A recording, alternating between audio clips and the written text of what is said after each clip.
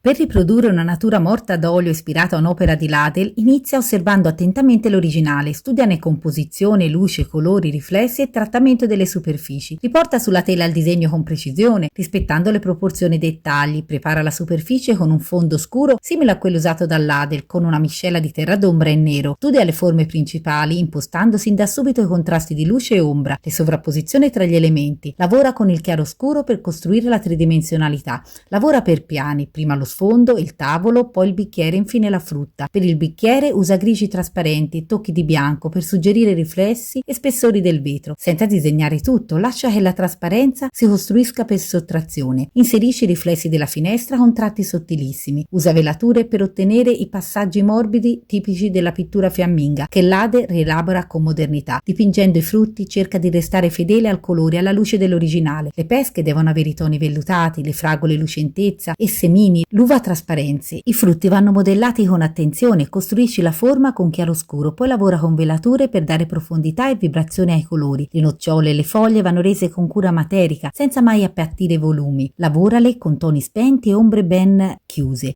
Il tavolo intagliato è una sfida prospettica, studia bene come Lade semplifica e modella le forme con la luce. Procedi a strati sottili lasciando asciugare tra una fase e l'altra. Usa velature per unificare i toni e creare profondità. Non imitare solo il soggetto, ma anche il modo in cui Ladel dosa nitidezza e sfumature. Alcune zone restano dettagliate, altre più morbide. Alla fine aggiunge accenti di luce nei punti giusti, per ottenere quell'effetto realistico ma poetico tipico del suo stile. Aggiunge i riflessi dei frutti sulla superficie, sfumati e realistici. Usa velature in più sessioni per ammorbidire transizioni e rafforzare le ombre. Lavorando a strati aumenta la saturazione dove serve e spegni dove la luce cala. I dettagli vanno aggiunti solo alla fine, evitando durezza. I bordi devono fondersi in parte con lo sfondo per un effetto atmosferico. Termina con accenti di luce e verniciatura finale, dopo completa asciugatura. Seguimi anche sul mio canale YouTube Elisa Marianini e ricordati che ogni mio video short ti farà imparare qualcosa di concreto e ti farà rilassare, ti ispirerà e motiverà. Ciao ciao!